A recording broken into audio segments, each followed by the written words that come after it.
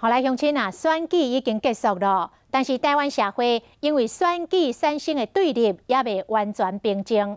宋楚瑜竞选办公室的前发言人虞美人特别邀请各政党的发言人总共13位，做伙来临中斗茶，因手牵手大和解，大声来喊讲台湾加油，呼吁民众回归理性。讲这个选举是即时的，即摆选举拢选煞了，大家都要把心放互开。过一个好年，台湾加油！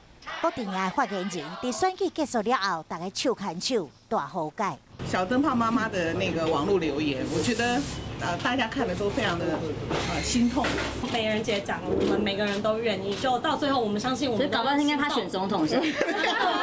在虞美人的动员之下，平常时炮火四下13位发言人，咱伫做伙大家啉茶开讲。史上颜值最高的发言人群的画面，所以每一件画面就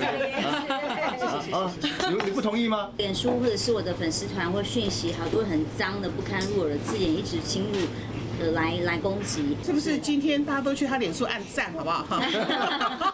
发言的工作无好做，王千秋袂少怨言。未来在野阵营也是继续扮演监督执政党的角色。不代表我们大家今天喝完茶之后就忘记了对选民的承诺。